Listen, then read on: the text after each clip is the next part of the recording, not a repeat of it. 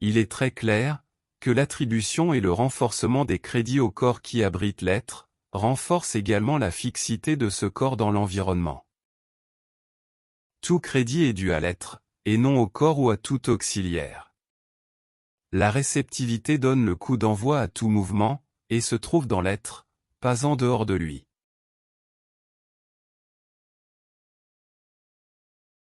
La connaissance et le travail de l'être sur lui-même transforment l'être en un enfant dans le corps qu'il occupe, joueur dans l'aire de jeu, qui est l'environnement construit. Peu importe la taille des points d'abstraction qui se présentent à l'être, rien ne le distrait, car tout se dissout en lui.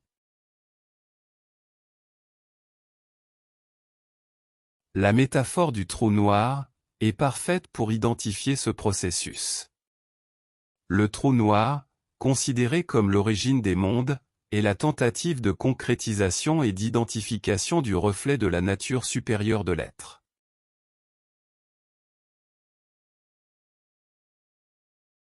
Du point central de l'être, regarde vers l'extérieur, et tu verras ce qui est à l'intérieur. Regarde vers l'intérieur, et tu verras ce qui est à l'extérieur, en vérité, complétude, clarté, certitude, et même, beauté. Un monde pour l'être, et un être pour le monde. Dans la manifestation, c'est l'être qui se manifeste, et toute construction ou tout concept qui est attribué ou jeté sur l'être, se dissout en lui, car l'être est inaccessible.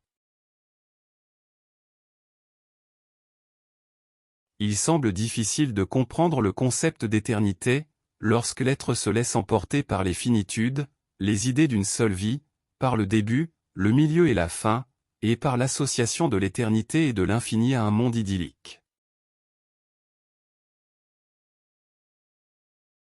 Dans l'état philosophique de l'être, de tout être, qu'il soit simple ou complexe et au sein de sa culture, ce concept est clair et prédisposé. On ne discute pas avec la sagesse, on s'y associe, peu importe la façon dont l'être est caractérisé.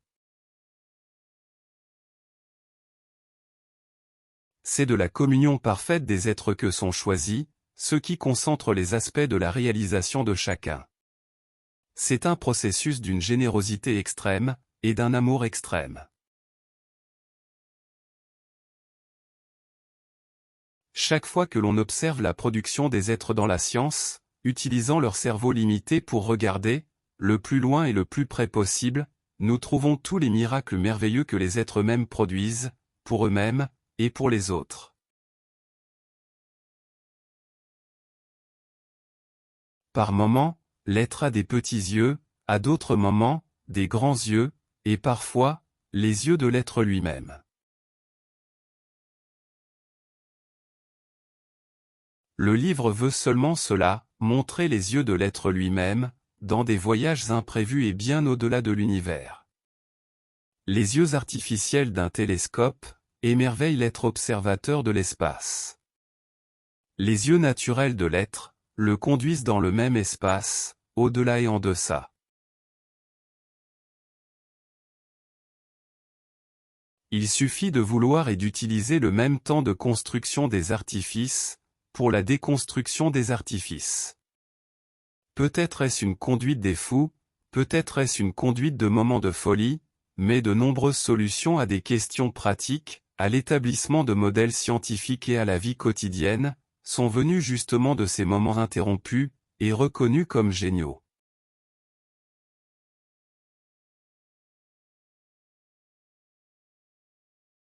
Que les yeux s'ouvrent sur les choses d'en haut, et sur les choses d'en bas. Que les questions s'épuisent dans les réponses de l'intuition. Que la magie soit éveillée dans l'être, comme ce qu'il est. Dépôt unique d'un outil précieux, pour le mage serviteur. Que l'homme en titre disparaisse, tout comme les œuvres auxquelles il donne son nom. Que le forgeron se manifeste dans le feu matériel, le marteau et l'enclume, et l'adepte dans le feu du laboratoire. Que les étoiles se justifient dans les plis qu'elles maintiennent dans le temps et dans les temples, pour la réception et la communion, lors du passage de l'adepte. Que le Verbe soit compris pour le pouvoir qu'il représente, et non pour la figure qui lui est imposée. Que les allégories et les métaphores soient éliminées par la compréhension naturelle de l'ouvrier. Que les images se dissolvent dans la même nature qui les fixe. Que rien d'irréel ne reste, dans la renaissance de l'être.